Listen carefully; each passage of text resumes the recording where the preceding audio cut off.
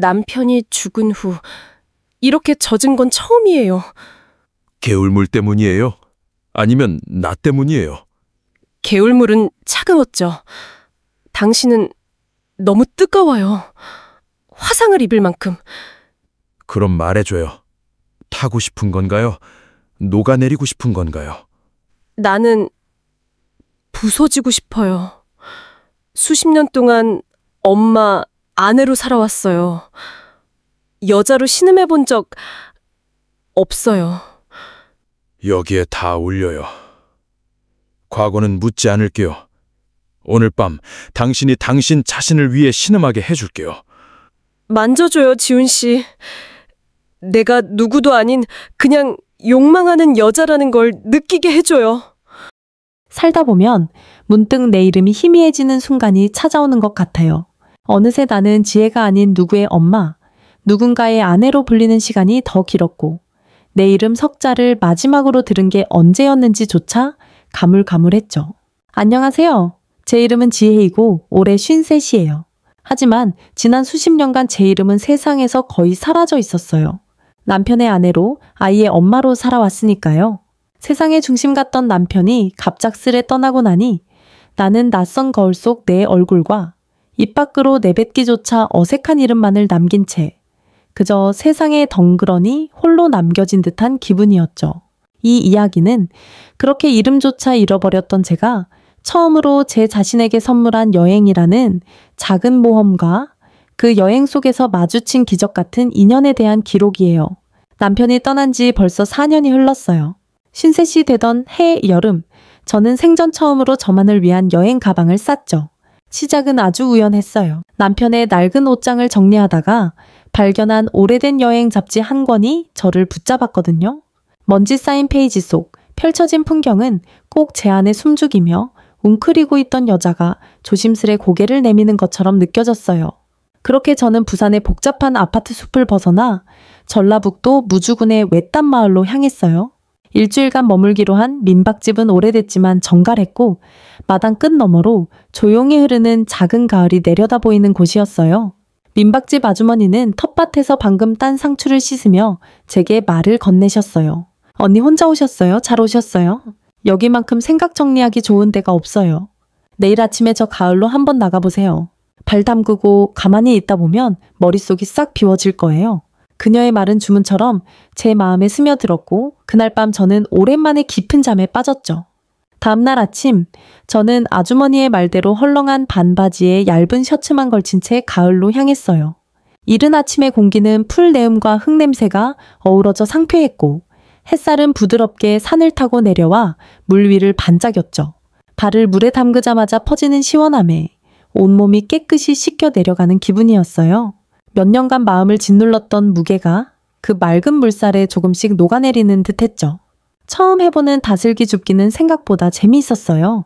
허리를 굽혀 돌멩이를 하나씩 들추고 작은 생명체를 손에 올릴 때마다 잊고 있던 생의 감각이 되살아나는 듯했죠. 저는 아이처럼 웃고 있었고 오랜만에 살아있음을 느꼈어요. 그렇게 한참을 물속에 몰두하고 있던 중 갑자기 이상한 느낌이 스치듯 올라왔어요. 허벅지 안쪽 아주 부드럽고 은밀한 부위였죠.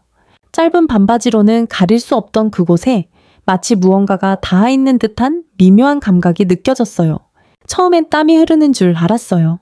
하지만 그 감촉은 스르르 미끄러지듯 마치 생명력을 품은 듯한 따뜻함과 함께 가만히 달라붙어 있었죠. 곧이어 희미하지만 분명한 압력 같은 것이 느껴졌고 온몸에 소름이 돋았어요. 당황하단 저는 그 자리에 주저앉아 비명을 질렀고 찬물에 엉덩이가 풍덩 빠졌지만 그마저도 신경 쓸 겨를이 없었어요. 그때였어요. 머리 위로 들려오는 낮고 부드러운 남자의 목소리. 괜찮으세요?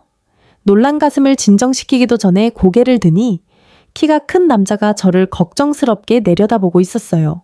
회색 티셔츠는 젖어 있었고 탄탄한 팔과 검게 그을린 피부, 그와 대비되는 맑고 깊은 눈동자는 어딘가 모르게 신뢰감을 주었죠. 다리 안쪽에 뭔가 붙어 있어요. 거머리 같아요. 떨리는 목소리로 말하자 그는 조심스럽게 다가와 무릎을 꿇었고 제 허벅지 안쪽을 향해 시선을 낮췄어요. 잠시만요. 제가 봐도 될까요? 함부로 떼면 상처가 덧날 수 있어서요. 괜찮으시면 제가 떼어드릴게요. 그 순간 저는 마치 주문에 걸린 사람처럼 고개를 끄덕였어요. 도망칠 수도 없었고 오히려 그 차분한 목소리와 깊은 눈빛에 모든 것을 맡기고 싶은 충동이 일었어요. 그의 손끝이 바짓단 틈으로 조심스럽게 다가왔고 물에 젖은 차가운 감촉이 살같이 닿았을 때 그 떨림이 그대로 전해졌어요. 거머리가 깊게 붙었네요. 아직 움직여요. 놀라지 마세요. 그는 능숙한 손놀림으로 거머리의 머리 부분을 조심스럽게 떼어냈고 후드득하는 감각과 함께 살짝 따끔한 통증이 전해졌죠. 그가 아주 조용히 말했어요. 피가 좀 나네요. 독을 빼야 덧나지 않아요. 제 방식으로 해도 괜찮겠어요?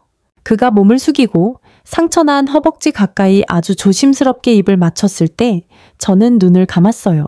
그의 입술은 부드럽게 마치 찬물 위에 피어난 온기처럼 피부를 스치고 한동안 멈춰 있었어요. 그 순간은 단순한 치료를 넘어 잊고 있던 감각의 문을 두드리는 듯한 아주 미묘하고도 깊은 떨림이었어요. 그의 입술이 천천히 피부를 떠났을 때 상처에서 따끔하게 배어나온 피 한 방울이 작은 강물 속으로 사라졌어요. 그는 고개를 들며 조용히 말했어요. 이러면 안 되는데요. 생각보다 피가 많아요. 근처에 사는데 옷도 젖으셨고 상처도 그러니 잠깐 들러서 소독하시는 게 좋겠어요. 그의 제안은 자연스럽고 배려심 있었지만 그 안에 담긴 묘한 떨림을 저는 느낄 수 있었어요. 저는 말없이 고개를 끄덕였고 우리는 그가 가져온 낡은 트럭으로 향했어요. 트럭의 조수석에 앉아 덜컹이는 산길을 따라 올라가면서 우리는 아무 말도 하지 않았어요. 하지만 그 침묵은 불편하지 않았고 오히려 서로의 숨소리가 공간을 채워주는 듯한 따뜻함이 있었어요. 그의 집은 산 중턱에 외따로 자리한 작은 통나무 집이었어요. 마당 한쪽에는 잘려진 장작들이 쌓여 있었고 작업 도중인 듯한 나무 조각들과 공구들이 흩어져 있었어요. 집 안은 소박했지만 정돈되어 있었고 나무 향기가 은은히 배어 있었죠. 일단 씻으세요. 옷은 이걸 입으시고요. 금방 말려드릴게요. 그가 내민 건 오래된 회색 스웨터였어요. 욕실에서 젖은 옷을 벗고 그의 스웨터를 입자 그 안에 배인 그 사람의 향이 저를 감싸는 듯 했어요.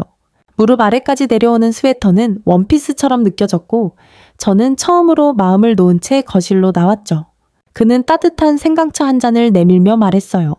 저는 강지훈입니다. 이 산에 들어온 지 5년 됐어요. 저는 유지혜예요.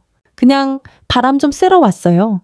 우리는 짧게 이름을 주고받았고 더 이상 많은 말은 하지 않았어요. 대신 창밖으로 펼쳐진 푸른 산을 바라보며 말없이 차를 마셨어요. 말이 없었지만 공기 속엔 묘한 긴장감과 함께 이상한 평온이 공존했죠. 잠시 후 그는 젖은 제 옷을 건조기에 넣고는 말했어요. 옷이 마르려면 시간이 좀 걸릴 거예요. 괜찮으시다면 저녁이라도 드시고 가시겠어요? 마침 냉장고에 뭐가 좀 있거든요. 저는 거절하지 않았어요. 아니, 거절하고 싶지 않았죠. 그의 말에는 부담이 없었고 오히려 오랜만에 누군가와 함께하는 저녁이 기대됐어요. 그는 능숙하게 버섯이 가득 들어간 들가에 수제비를 끓였고 그 구수한 냄새에 저는 절로 미소가 번졌어요. 우리는 그가 손수 만든 듯한 투박한 나무 식탁에 마주 앉아 저녁을 먹었어요. 음식 솜씨가 좋으시네요. 제 말에 그는 웃으며 말했어요. 혼자 살다 보니 이래저래 해보게 되더라고요. 서울에 있을 땐 라면도 제대로 못 끓여 쳤는데 그제야 저는 그가 예전엔 서울에서 건축 설계를 했었다는 걸 알게 되었어요. 사람에 지쳐서 어느 날 다 놓고 여기로 내려왔어요. 그의 말엔 깊은 상처가 담겨 있었고 그 외로움은 제 안에 남아있던 무언가를 조용히 건드렸어요. 식사가 끝나고 나니 어둠이 산을 덮었고 마치 약속이라도 한 듯 굵은 비가 내리기 시작했어요. 천둥이 울고 비는 창문을 두드렸죠. 그는 창밖을 보며 말했어요. 이 비에 내려가는 건 위험해요. 산길이 금방 끊기거든요. 오늘 밤은 여기서 묵고 가세요. 그의 제안은 현실적이었지만 그 눈빛엔 숨길 수 없는 기대가 담겨 있었어요. 제 심장이 조용히 내려앉았고 입술은 저도 모르게 고개를 끄덕였어요.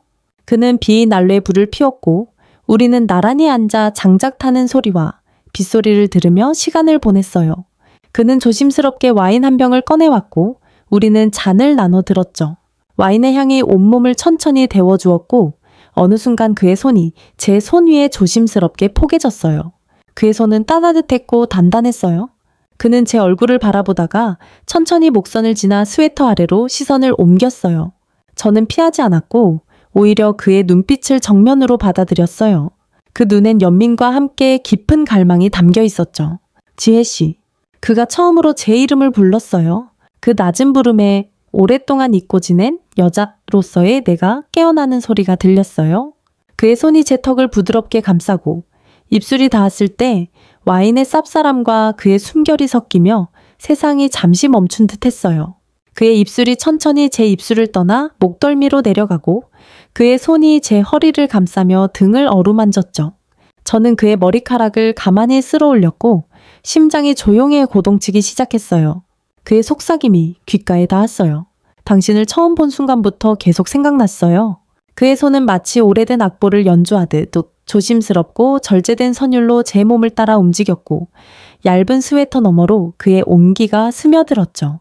지난 이틀간 쌓여온 감정이 마침내 작은 틈을 열고 터져나온 순간 우리는 말없이 침실로 향했어요. 창밖으론 여전히 비가 내렸고 그 어둠 속에서 우리는 서로를 향해 조용히 다가갔어요. 그날 밤 우리는 아무런 말 없이 서로의 존재를 느꼈어요. 그의 손길은 조심스러웠고 그의 숨결은 따뜻했어요. 그와 함께했던 순간은 육체의 만남을 넘어서 잊고 있던 내면의 감각들을 천천히 깨우는 치유의 의식처럼 느껴졌어요. 저는 그의 품 안에서 지혜라는 이름으로 다시 태어나고 있었어요. 오랜만에 누구의 아내도 엄마도 아닌 온전히 나로서 숨을 쉬는 기분이었죠. 아침 햇살이 창문 틈으로 부드럽게 스며들었을 때 저는 지훈의 팔을 베고 누운 채 눈을 떴어요. 새소리가 청명하게 울렸고 밤새 내리던 장대비는 멎어 있었어요. 낯선 침실, 낯선 숨결 속에서 저는 어쩐지 아주 익숙한 평화를 느꼈어요.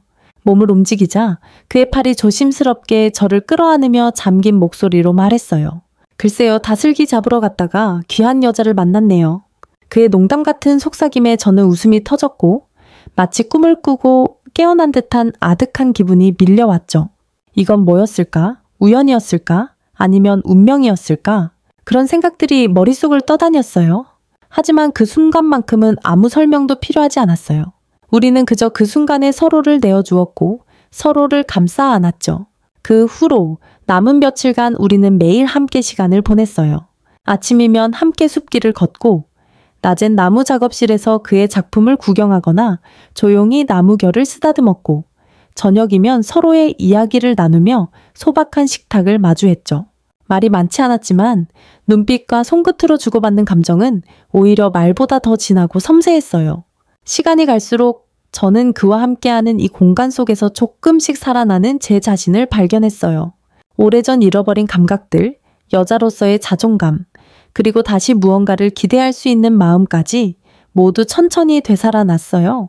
떠나는 날 아침, 우리는 처음 만났던 가을가에 나란히 앉았어요. 물소리는 여전히 잔잔했고 햇살은 그날보다 더 따뜻했어요. 그는 손에 작은 종이 봉투를 들고 있었고 그 안에서 조그맣고 매끄러운 조약돌 하나를 꺼내 제 손에 쥐어주었어요. 가끔 이걸 보면서 여기를 기억해 주세요. 다슬기도 숲도 그리고 이 여름도 조약돌은 손바닥 안에서 차갑고 단단하게 느껴졌고 저는 그 작은 무게에 마음이 아릿해졌어요. 우리는 서로의 연락처를 묻지 않았어요. 다시 만나자는 약속도 하지 않았어요. 이 꿈 같았던 일주일을 현실의 무게로 더럽히고 싶지 않았던 거예요. 그것은 우리의 암묵적인 약속이자 마지막 배려였죠. 서울로 돌아온 후 저는 조금 다른 사람이 되어 있었어요. 예전과 똑같은 일상이었지만 그 안에 담긴 제 시선이 달라져 있었어요. 거울을 볼 때마다 낯설던 얼굴이 이제는 조금씩 익숙해졌고 이름을 입에 올릴 때도 이상하게 따뜻한 기분이 들었어요. 어느 날 저녁 무심코 서랍을 열었다가 그 조약돌을 다시 발견했어요. 손에 쥐자마자 그날 가을의 서늘함과 그의 뜨거운 입술이 동시에 떠올랐고 잊고 지냈던 감각들이 조용히 피어올랐어요. 그는 제게 많은 걸 말해주지 않았어요. 이름, 나이, 과거, 상처. 아무것도 자세히 들은 건 없었지만 그 짧은 여름 속에서 그는 제가 잊고 있던 사실을 다시 일깨워 주었어요. 제가 여전히 사랑하고 사랑받을 수 있는 여자라는 것, 그리고 내 삶이 아직 끝나지 않았다는 것. 창밖으로 서울의 밤이 조용히 펼쳐지고 있었어요. 저는 조약돌을 꼭 쥔 채 아주 오랜만에 다가올 내일이 조금은 기대된다고 생각했어요. 아무도 알지 못할 그 여름, 무주의 외딴 마을에서 시작된 이야기는 짧았지만 제 인생의 남은 계절을 따뜻하게 데워줄 온기를 남기고 갔어요. 지혜라는 이름이 다시 내 안에 살아 숨쉬기 시작한 순간이었죠.